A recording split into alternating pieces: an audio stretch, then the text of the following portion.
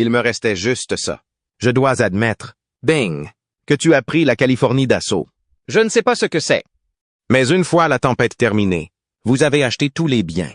En 1947, Bob Hope et Bing Crosby semblaient être le duo parfait d'Hollywood. Mais derrière leur célèbre road movie se cachait une amère vérité. Crosby le traitait de charlatan sans talent, refusait d'assister à ses dîners et ne laissait pas leurs femmes se réunir. Aujourd'hui, des décennies plus tard, la véritable histoire de deux légendes de la comédie, passées de partenaires à ennemis, et de la trahison choquante qui les a finalement séparés, émerge. Bob Hope est né sous le nom de Leslie Towns Hope le 29 mai 1903 dans une banlieue londonienne appelée Eltham. Son père, William, était tailleur de pierre du Somerset. Sa mère, Avis, était une chanteuse d'opéra du pays de Galles. L'argent était rare et la vie en Angleterre n'était pas facile. William décide de tenter sa chance pour un avenir meilleur. En 1907, il part pour l'Amérique et s'installe à Cleveland, dans l'Ohio, où ses frères travaillent déjà comme plombiers et installateurs de chaudières. Un an plus tard, il fait venir sa femme et ses 6 fils. La famille voyagea en 3e classe à bord du SS Philadelphia et arriva à Ellis Island, le 30 mars 1908. Lorsque les agents d'immigration enregistrèrent leurs informations, ils indiquèrent par erreur que Bob avait 2 ans au lieu de 4. Cette erreur resta gravée sur ses documents officiels pendant des années. La vie à Cleveland était difficile. La famille Hope vivait dans une petite maison près de Doan's Corners et avait du mal à joindre les deux bouts. Ils prenaient souvent des pensionnaires pour compléter leurs revenus. Malgré les difficultés, Abby n'a jamais cessé d'encourager ses enfants. Elle a appris à Bob à chanter et l'a aidé à développer son talent naturel pour divertir. Il aimait imiter les gens, raconter des blagues et exécuter de petites routines de danse. Même lorsque l'argent était rare, sa mère a fait en sorte qu'il ait la chance de développer ses talents. Bob a vraiment goûté au spectacle pour la première fois à l'âge de 10 ans. Il a participé à un concours de sosie de Charlie Chaplin au Luna Park de Cleveland et a gagné. Il aimait l'excitation d'être sur scène, mais à cette époque, le divertissement n'était pas sa principale préoccupation. Il s'intéressa plutôt à la boxe. En 1919, il participa au championnat de boxe pour novices de l'Ohio sous le nom de Packy East, en hommage au boxeur Packy McFarland. Il a remporté 3 combats avant de perdre en finale. Plus tard dans sa vie, il a plaisanté en disant qu'il passait plus de temps sur la toile que Picasso. Pour aider sa famille, Bob a accepté tous les emplois qu'il a pu trouver. Il vendait des journaux, travaillait comme vendeur de soda, vendait des chaussures et s'essayait même à vendre des billets de billard. Ces emplois lui ont permis de rencontrer toutes sortes de personnes. Il prêtait attention à la façon dont elles parlaient, à la façon dont elles bougeaient et à ce qui les faisait rire. Sans s'en rendre compte, il rassemblait les éléments qui allaient façonner sa comédie. Dans les années 1920, il commença à prendre le divertissement plus au sérieux. Il prit des cours de danse avec des professionnels comme King Rastus Brown et Johnny Root, ce qui lui permit d'obtenir de petits boulots dans le vaudeville. Sa première partenaire de scène fut Mildred Rosequist, mais sa mère ne lui permettant pas de voyager. Il s'associa donc à Lloyd Durbin, puis à George Byron. Au début, il se produisit dans de petites salles comme le Bandbox Theatre de Cleveland. Il continua à travailler, à s'améliorer et à gravir les échelons. En 1931, il avait atteint le Palace Theatre de New York, l'une des plus grandes scènes de vaudeville du pays. Le vaudeville devint le terrain d'entraînement de Bob. La plupart des comédiens de l'époque s'en tenaient à des numéros préparés, mais il développa un style plus naturel. Il aimait interagir avec le public plutôt que de se contenter de répéter des blagues. Ses performances combinaient danse et répliques rapides, un mélange qui le distinguait des autres artistes. À la fin des années 1930, il passa du vaudeville à la radio. Ses premières apparitions à la radio incluent l'animation de The Intimate Review en 1935 et de The Atlantic Family de 1935 à 1936. Ses premières émissions l'ont aidé à se faire remarquer, mais c'est The Pepsodent Show avec Bob Hope qui a fait de lui une star nationale. Lorsque The Pepsodent Show a commencé à être diffusé sur NBC, il est devenu un succès immédiat. Au début des années 1940, c'était l'émission numéro 1 aux États-Unis. Même si le temps passait, elle est restée dans le top 5 pendant plus de 10 ans. Chaque semaine, des millions d'auditeurs la regardaient. attendant de savoir ce que Hope allait dire ensuite. Son style était différent de celui des autres humoristes de l'époque. La plupart des vedettes de la radio jouaient des personnages fictifs, mais Hope se faisait passer pour la blague. Il plaisantait sur des événements réels et la vie quotidienne, gardant son contenu frais. Il a demandé à ses auteurs de lire le journal et de transformer les gros titres en blagues. Ils écrivaient des centaines de blagues chaque semaine. Et Hope ne retenait que les meilleures. Cette approche rapide a ouvert la voie aux monologues des talk-shows de fin de soirée qui allaient suivre des décennies plus tard. Son succès ne passe pas inaperçu. Il remporte 3 prix Peabody, l'une des plus hautes distinctions du monde de la radiodiffusion. Le premier, en 1944, récompense ses efforts pour remonter le moral des troupes pendant la guerre. Le comité Peabody a salué son dévouement, affirmant que la joie qu'il apportait aux troupes ne pouvait être mesurée. Plus tard, il a reçu d'autres prix Peabody pour son travail à la radio et à la télévision. À son apogée, le Pepsodent Show n'était pas seulement l'émission de radio la plus populaire. Elle faisait partie de la culture américaine. De 1942 à 1944, elle occupait la première place, prouvant que la comédie pouvait être plus qu'un simple divertissement. Elle pouvait rassembler les gens. Cela pouvait remonter le moral dans les moments difficiles. Même après la disparition de la radio, l'influence de Hope n'a jamais disparu. En 1990, il a été intronisé au Radio Hall of Fame. Un dernier honneur pour un homme qui a passé des décennies à façonner le monde de la comédie. Les débuts de Bob Hope à Hollywood furent tout sauf glamour. Il joua son premier rôle au cinéma en 1934 dans Going Spanish, un court-métrage dont il plaisanta plus tard qu'il était si mauvais qu'il devait être utilisé comme punition. Ce genre d'humour devint sa marque de fabrique. Vif, conscient de lui-même et toujours délivré avec un timing parfait. Il ne se prenait pas trop au sérieux, mais le public l'aimait pour cela. Sa grande percée eut lieu lors de la grande diffusion de 1938. Ce n'était pas juste une énième comédie musicale. Elle a remercié le monde pour se souvenir. Hope a chanté la chanson avec Shirley Ross, et elle est devenue un succès immédiat. Les paroles étaient sentimentales et pleines d'esprit, et la mélodie était inoubliable. Plus qu'une simple chanson, elle fait partie de son identité. Elle capture tout ce que les gens aiment chez lui. Le charme, l'humour et une touche de sincérité. À la fin des années 1930, Hope est déjà une grande star de la radio. Mais Hollywood représente un autre défi. Ses rôles au cinéma ont mis en valeur son style comique naturel. Il a toujours été un type bavard et sûr de lui qui se retrouvait dans des situations délicates. Le chat et le canari, 1939, en est un parfait exemple. C'était un mélange d'horreur et de comédie, avec Hope jouant un héros nerveux coincé dans une maison hantée. L'équilibre entre suspense et humour fonctionnait, et le public ne pouvait pas se lasser de lui. Puis Event Road to Singapore, 1940. Ce fut le début d'une aventure légendaire. C'était le premier film de la série Road to Films, qui associait Hope à Bing Crosby et Dorothy Lamour. Ces films avaient tout pour plaire. Musique, aventure et comédie non-stop. Hope et Crosby avaient une alchimie incroyable. Crosby était le beau parleur, Hope était le lâche et l'esprit léger. Et l'amour était la femme qu'ils couraient tous les deux après. Ce qui rendait ces films si particuliers, c'était leur côté naturel. L'humour n'était pas vraiment présent dans le scénario. Hope et Crosby improvisaient constamment, se lançant des blagues et brisant même le 4e mur.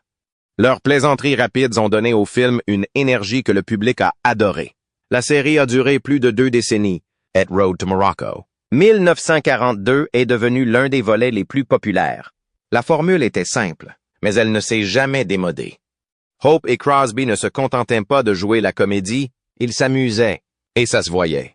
Même en dehors de la série, Hope a prouvé qu'il pouvait porter un film tout seul. Il avait un don pour la parodie, prenant des genres classiques et les transformant en comédies hilarantes. Le visage pâle. 1948 en est un parfait exemple. Il y incarne un dentiste lâche devenu par accident un héros de western. L'idée de Hope en pistolero était ridicule, mais c'est ce qui la rendait si drôle. Il n'a pas joué les durs à cuire. Il a joué le type qui s'est retrouvé dépassé et a survécu d'une manière ou d'une autre. Son amour pour la parodie s'est poursuivi avec My Favorite Brunette, 1947, une comédie qui se moquait des films policiers. The Ghostbreakers, 1940, un mélange d'horreur et de comédie, avec Hope essayant de survivre à une nuit dans un manoir hanté. Il n'était pas une star de film d'action traditionnelle. Il ne se battait pas pour se sortir des ennuis. Il parlait pour s'en sortir. C'est ce qui le différenciait des autres acteurs principaux de l'époque. La première tournée de Bob Hope à l'USO, le 6 mai 1941, marque le début d'une aventure historique. Ce soir-là, à Marchfield, en Californie, il donne en direct son émission de radio sur NBC devant un public de militaires. C'est une nouvelle expérience pour lui et un grand moment pour l'USO, fondé quelques mois plus tôt. Les soldats ont rempli la salle, impatience de voir une star hollywoodienne se produire juste pour eux. Hope leur a offert un mélange de comédie et de musique. Mais plus que cela, il leur a donné une raison de rire. Ses blagues étaient vives, rapides et faites spécialement pour eux. Il a parlé de leur vie quotidienne, de leurs difficultés et du monde étrange des bases militaires. Ce n'était pas une représentation théâtrale raffinée, c'était personnel. Les soldats ont répondu par des éclats de rire et, à ce moment-là, Hope a su qu'il avait trouvé son public le plus important. Ce spectacle a tout changé. Au cours de l'année et demie qui a suivi, Hope a voyagé à travers les États-Unis pour se produire dans des bases et des camps. Puis la Seconde Guerre mondiale est arrivée et il a emmené son spectacle à l'étranger. De 1941 à 1945, il a parcouru certains des endroits les plus dangereux du monde. Il s'est produit en Europe et dans le Pacifique, souvent à proximité des zones de combats actifs. En 1944, il a parcouru 48,0 km dans le Pacifique Sud en 2 mois. Il a visité Hawaï, la Nouvelle-Guinée et l'Australie, et a donné plus de 150 concerts. Certains endroits n'avaient pratiquement aucune infrastructure. Les scènes étaient de fortune et l'équipement peu fiable. Il s'en fichait. Ce qui comptait, c'étaient les soldats. Les missions de Hope étaient risquées. Les forces allemandes surveillaient ses déplacements, sachant combien il comptait pour le moral des Américains. Les villes où il venait de se produire furent bombardées peu après. Il ne se laissa jamais arrêter par le danger. Au lieu de cela, il en a fait une partie de son spectacle. Si une bombe tombait à proximité, il en plaisantait. Si les bombes étaient violentes, il se moquait de lui-même pour sa présence. Les soldats l'aimaient pour cela. Ses performances n'étaient pas seulement une source de rire. Elles rappelaient aux soldats leur patrie.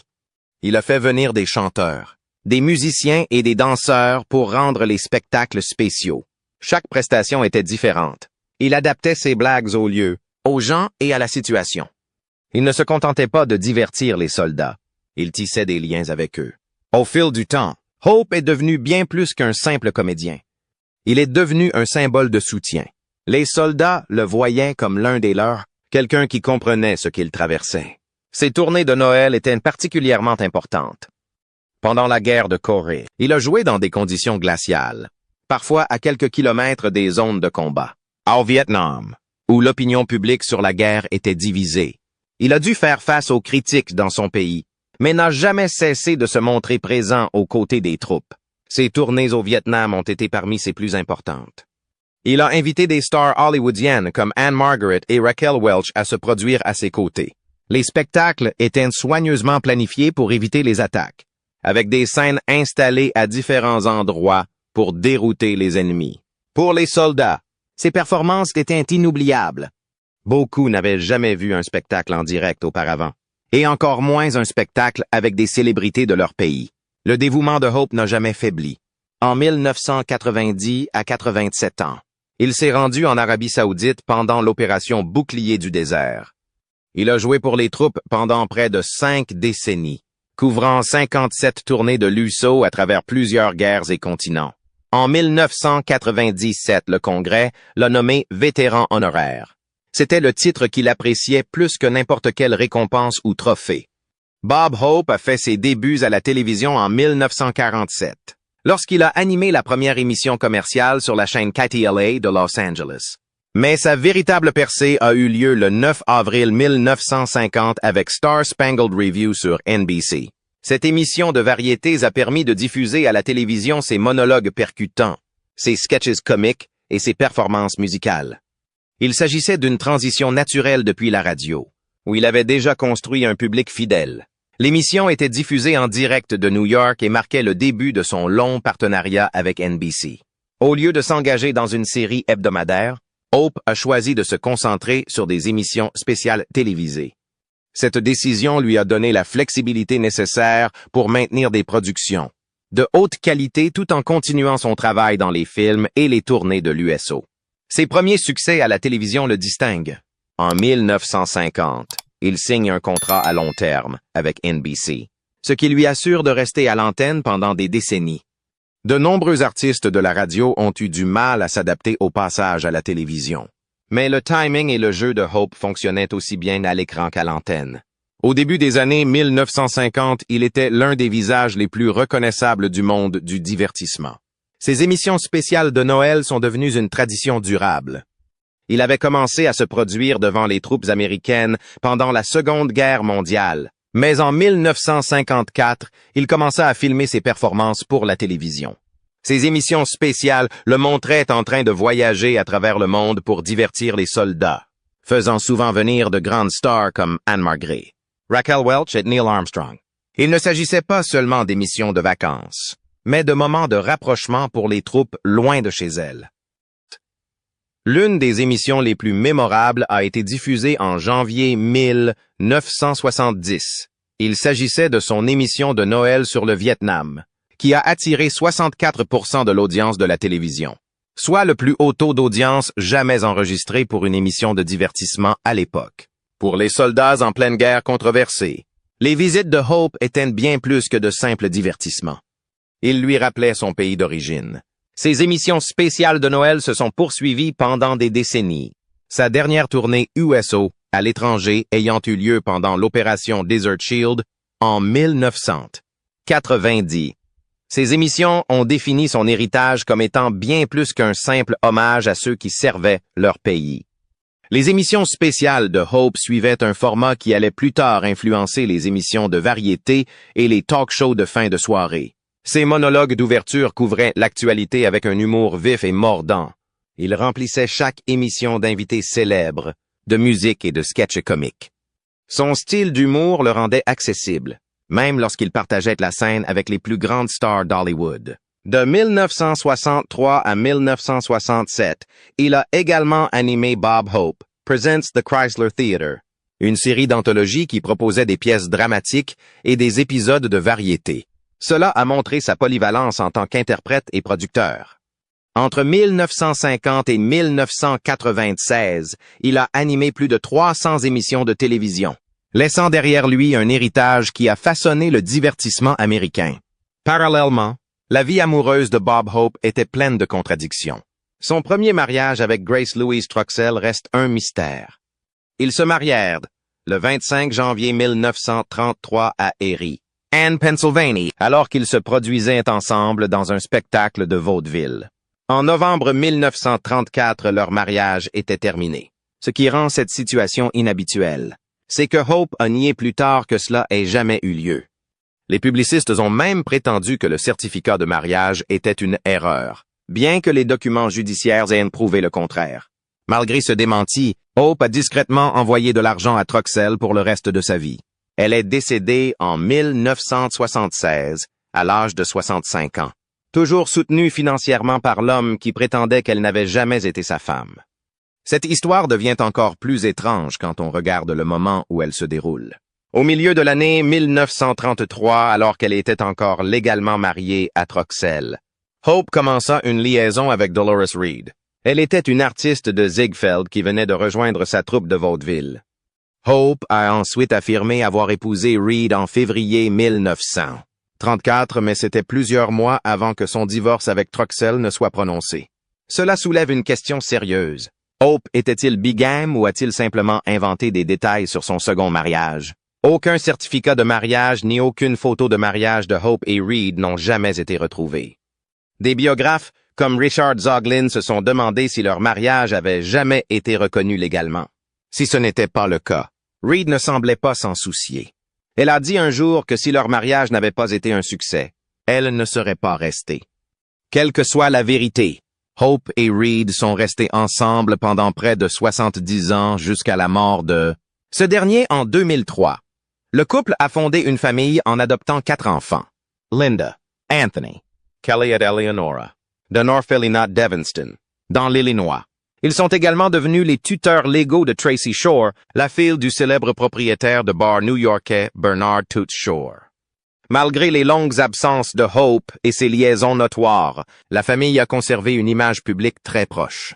Reed s'est concentré sur l'éducation des enfants, tandis que Hope a bâti sa carrière comme l'un des artistes les plus célèbres d'Amérique. Hope se présentait comme un mari dévoué et un catholique fidèle, mais sa vie privée racontait une toute autre histoire. Hope a eu d'innombrables aventures avec de jeunes actrices et showgirls. Certaines ont été de courte durée, d'autres ont duré des années. Son charme et son pouvoir ont permis de cacher ces histoires. Mais une liaison a failli le révéler d'une manière qu'il ne pouvait contrôler. En 1949, Hope a rencontré Barbara Payton, une étoile montante d'Hollywood. Elle était jeune, belle et ambitieuse. Hope était mariée, mais cela ne l'a pas empêché de la courtiser. Il lui a installé un appartement coûteux et l'a comblé de cadeaux. Pendant 6 mois, ils ont entretenu une liaison secrète, mais Payton n'en voulait plus. Elle a insisté pour obtenir un soutien financier et un engagement plus profond. Hope, connu pour être prudent avec l'argent, a refusé. En août, il a mis un terme à leur relation. Pour la faire taire, il lui a donné de l'argent et s'est éloigné. Pendant des années, leur liaison est restée secrète. Hope a continué son cheminement, s'adressant à d'autres femmes. Son équipe a travaillé dur pour contrôler son image. Les rumeurs ont été rapidement démenties, mais en 1956, Payton a rompu le silence. Sa carrière s'est effondrée.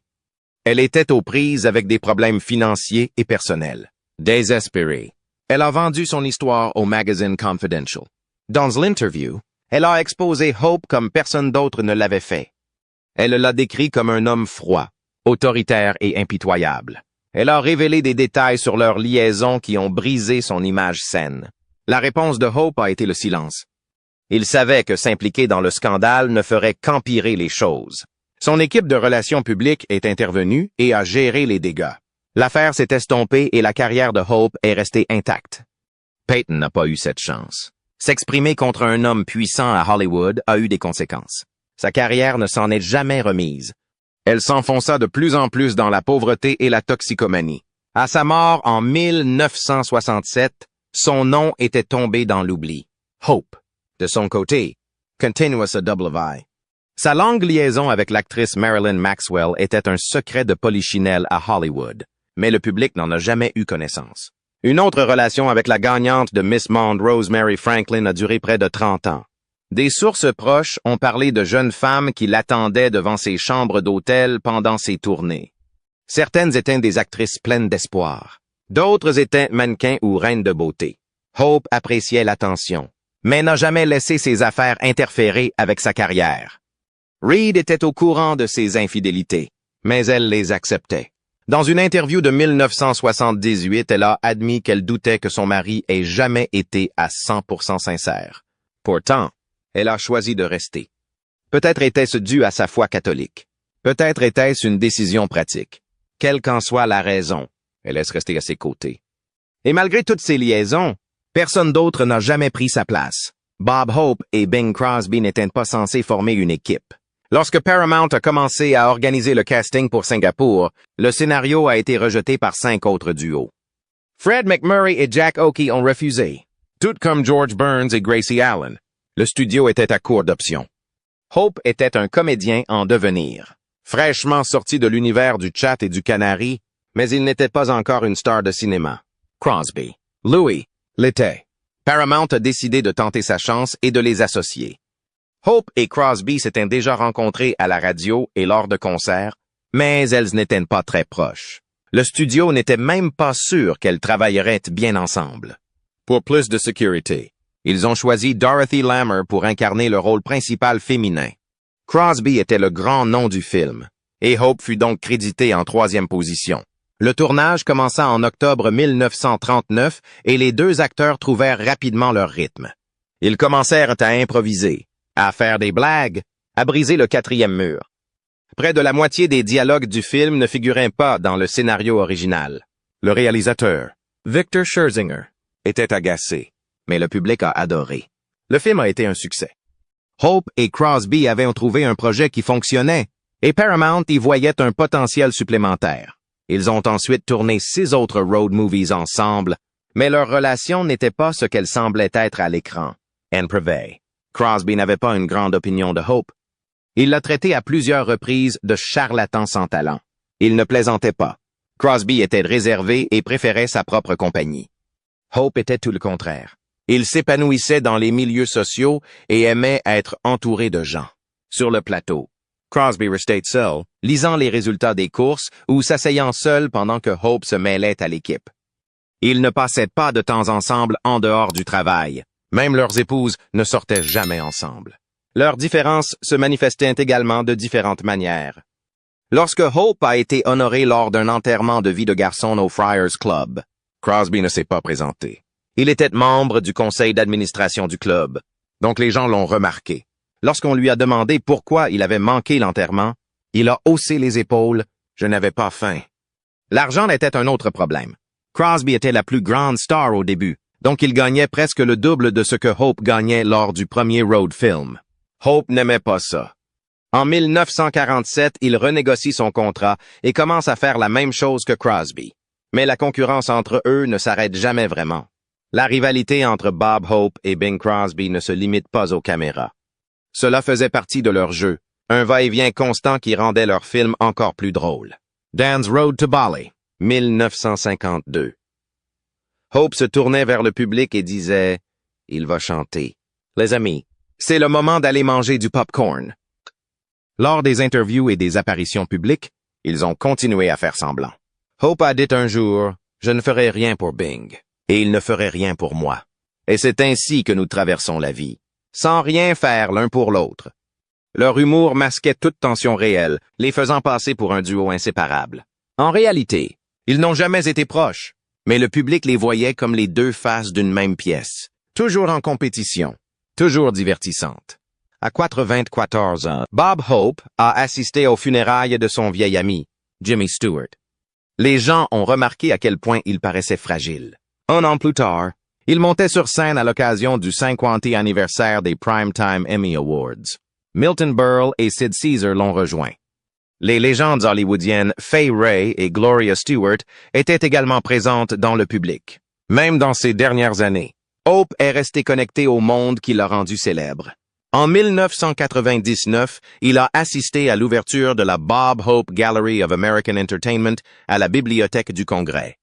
L'institution lui rendit hommage en organisant 2 grandes expositions sur sa vie et sa carrière. L'année suivante, à 97 ans, il fit l'une de ses dernières apparitions publiques au tournoi de golf Hope Classic. Il y serra le golfeur suédois Jesper Parnevik dans ses bras. À ce moment-là, sa santé déclinait. Un an plus tard, il fut hospitalisé pour une pneumonie. Malgré son âge, Hope a franchi une étape que peu de gens franchissent. Le 29 mai 2003, il a fêté son 100 anniversaire. La ville de Los Angeles a rebaptisé l'intersection de Hollywood et de Vine Bob Hope Square. 35 États ont déclaré cette journée Bob Hope Day. Même à cette époque, son sens de l'humour restait aiguisé. Il plaisantait en disant « Je suis si vieux. Ils ont annulé mon groupe sanguin. » Hope avait toujours gardé sa foi pour lui. Mais 7 ans avant sa mort, il s'est converti au catholicisme. Il a également eu une expérience étrange de sa propre mortalité. En 1998, 5 ans avant sa mort, une nécrologie rédigée par l'Associated Press a été publiée par erreur. La Chambre des représentants des États-Unis a même annoncé son décès avant même de savoir qu'il était encore en vie. Bien qu'il soit devenu fragile au cours de ces dernières années, il est resté en relativement bonne santé pendant la majeure partie de sa vieillesse. Le matin du 27 juillet 2003, Bob Hope est décédé à son domicile de Toluca Lake, en Californie. Il avait 100 ans depuis 2 mois. Son petit-fils a raconté plus tard que sur son lit de mort, Dolores, la femme de Hope, lui avait demandé où il voulait être enterré. Il avait simplement répondu « Surprenez-moi ». Ses restes ont été déposés dans un mausolée au cimetière de la Mission de San Fernando. Plus tard, ils ont été transférés au Bob Hope Memorial Garden, construit à côté du cimetière. Dolores a vécu encore 8 ans, décédant à 102 ans. Après sa mort, des dessinateurs du monde entier lui ont rendu hommage. Beaucoup ont dessiné son ami de longue date Bing Crosby, décédé en 1977, lui souhaitant la bienvenue au paradis. C'était un départ parfait pour un homme qui a passé sa vie à faire rire les gens.